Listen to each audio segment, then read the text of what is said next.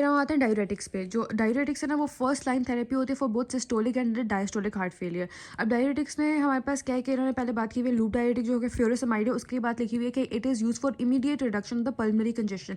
अब हमने डायूरेटिक्स वाले चैप्टर में पढ़ा था कि हमारे पास जो फ्यूरोसेमाइड है वो जितने भी लाइक हमारे पास पल्मोनरी एडेमा का केस था, इसके अलावा यही हार्ट फेलियर का, तो इस सब में हम लोग क्या दे रहे थे, लूप डायूरेटिक दे रहे थे। तो लूप डायूरेटिक जो है वो that is use for immediate reduction of pulmonary congestion and swear oedema associated with acute heart failure and for moderate और स्वेयर क्रोनिक फेलियर। फिर हमारे पास स्पाइरोलेक्टोन और एप्रिनोन है जो कि क्या है, पोटेशियम स्पेयरिंग डायरेटिक्स है। अब हमारे पास नॉर्मली बाकी डायरेटिक क्या करते हैं कि वो पोटेशियम को बॉडी से बाहर निकालेंगे, ठीक है, वो पोटेशियम एक्सक्रीटिंग है। लेकिन स्पाइरोलेक्टोन और एप्रिनोन क्या होते हैं कि ये पोटेशियम को बॉडी में स्पेयर करते हैं। तो अब इसमें क्या है कि ये एल्डोस्टेरोन एंटागनिस्ट है, एल्डोस्टेरोन रिसेप्टर पे जाके ये एक्ट कर रहे होते हैं, तो उसको ब्लॉक कर रहे होते हैं। पोटेशियम स्पेयरिंग डायरेटिक्स है, इनका क्या, इनका सिग्निफिकेंट लॉन्ग टर्म बेनिफिट होता है और ये मोर्टेलिटी को रिड्यूस करते हैं इन क्रोनिक फेलियर। तो बाकी हमने डायरेटिक्स पीछे डिटेल में पढ़े हुए इसके चैप्टर में, तो यहाँ पे इसमें खाली इन्होंने इतनी सी ही बात लिखी हुई थी कि फ्यूरोसेमाइड जो है वो it is use for immediate reduction of the pulmonary congestion and the heart fail and like sphere oedema जो कि एसोसिएटेड होता है हार्ट फेलियर के साथ।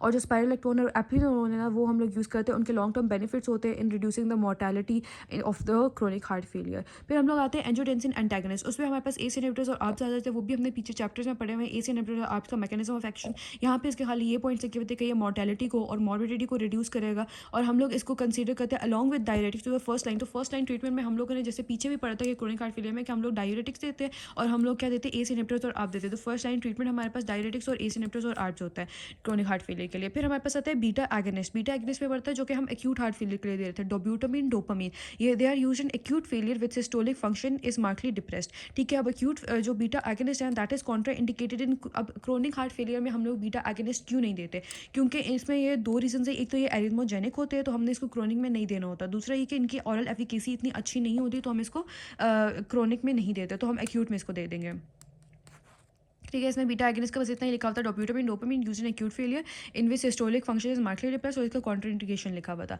फिर हमारे पास आते हैं बीटा ब्लॉकर्स। बीटा ब्लॉकर्स में बीटा एंटागनिस्ट जो है वो कार्बिडोल, लेबेटोलोल, मेटाप्रोलोल, कौन कौन से आगे, कार्बिडोलोल, लेबेटोलोल, मेटाप्रोलोल ज़्यादातर यूज़ हो रहे थे इसमें।